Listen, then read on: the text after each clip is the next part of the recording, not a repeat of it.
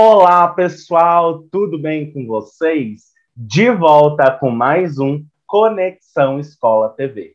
Eu sou o professor José Neto, vocês já me conhecem, porque eu já estou aqui há diversas aulas com vocês, mediando então conceitos tantos do componente curricular Ciências da Natureza.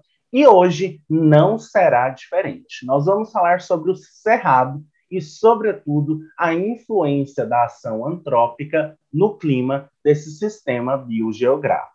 Nós vamos iniciar, então, apreendendo o que seja cerrado, para depois falarmos sobre essa ação antrópica, essa ação do homem sobre esse sistema biogeográfico e, então, como essa ação humana altera, modifica o clima desse espaço. Bom, o Cerrado, então, é a segunda maior formação natural da América Latina. Tem uma importância sem igual, sobretudo porque é considerado o berço das águas. Mas, professor, berço das águas, sim, berço das águas. A água que banha diferentes outras bacias no Brasil saem aqui do Cerrado, que está localizado, sobretudo, na região aqui centro-oeste do nosso país. Mas nós temos, né, nuances de Cerrado em outras localidades também. Esse sistema biogeográfico precisa, então, ser preservado.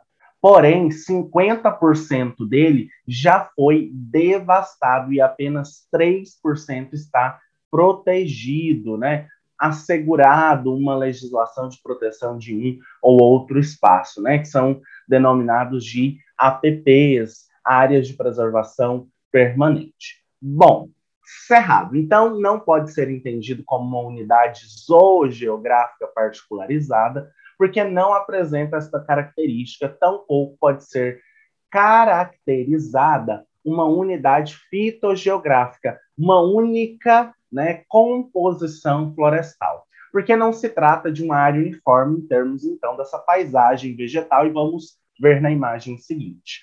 O mais correto é correlacionar os diversos fatores, então, que vão compor a biocinose. O que seria isso? Os rios, a população humana e outros elementos como a geologia, a geomorfologia, o clima, solos, fisionomia vegetal, quantidade de água nos lençóis, comunidades, animais, etc. E definindo, então, como um sistema biogeográfico, que foi que eu ponderei aqui para vocês. Aqui nós temos, então, as fitofisionomias que compõem esse sistema biogeográfico. Eu disse para vocês que nós não temos uma fitofisionomia, uma formação florestal única. Nós vamos ter, então, formações florestais, formações savânicas e formações campestres. O que é interessante pensar sobre essas formações florestais é que elas têm a sua parte superior, né, visível aqui para nós,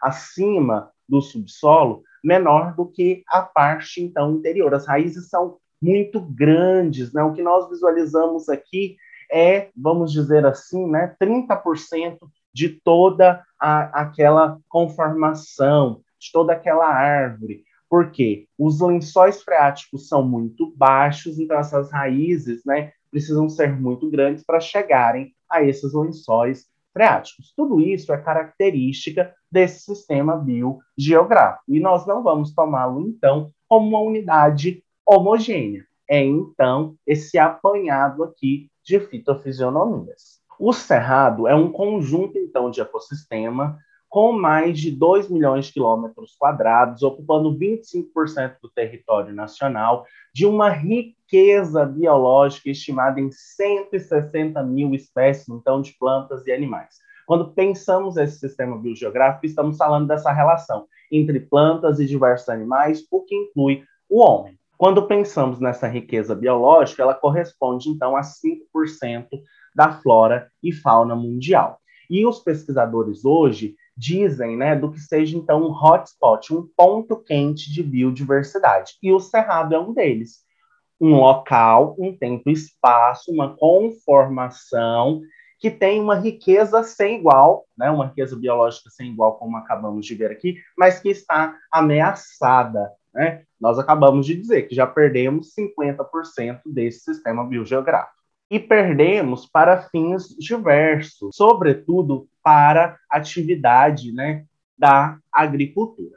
Bom, mas e o clima? Vamos falar então sobre o clima e a latitude do Cerrado. Se estende então do paralelo de 5 graus a 20 graus de latitude sul e de 45 graus a 60 graus de longitude oeste. Apresenta então um clima tropical estacional com precipitação média anual de 1.500 mililitros de chuva. 90% então da precipitação vai ocorrer entre outubro e março, demarcando estações climáticas distintas. Quando nós pensamos nesse clima do Cerrado, os pesquisadores vão dizer que há então um período chuvoso e um período de seca. Pelas mudanças que o homem tem provocado nesse sistema biogeográfico, sobretudo a partir da devastação desse sistema, nós temos então afetado essa rotina climática. Nós temos apreendido altas temperaturas em períodos que não eram comuns, baixas temperaturas em períodos incomuns, né, inconstância muito maior de chuva, falta de chuva nesse dito período chuvoso. 86% do Cerrado recebe entre 1.000 mililitros e 2.000 mililitros de chuva, então, por ano. Intermediário entre outros sistemas, né, a floresta amazônica e a caatinga. No início do século, alguns cientistas propuseram que, devido à vegetação do Cerrado apresentar características, então, de ambientes mais áridos, por isso é tomada muitas vezes como uma savana, né, uma savana mundial, o sistema biogeográfico seria determinado, então, pela estacionalidade climática, que eu acabei de ponderar para vocês, um período chuvoso, um período de seca. Baixo nível nutricional dos solos e muita ocorrência do fogo, que é um fenômeno natural que também caracteriza o Cerrado e que também, se natural, é importante para a manutenção desse sistema biogeográfico, né? Tudo isso, então, resulta em determinantes primários da vegetação do Cerrado, né? Vai auxiliando a manter todo esse sistema. Mas é o que estamos falando aqui. Por essa ação do homem, sobretudo alinhada à devastação desse sistema, né, nós temos mudado essas relações. Por isso estamos atuantes por um processo, então, de harmonia entre homem e esse sistema, na busca, então, de pensar questões como sustentabilidade, como utilizar os recursos desse sistema biogeográfico, né, de forma a mantê-lo vivo, ativo, para não só as futuras gerações, mas agora.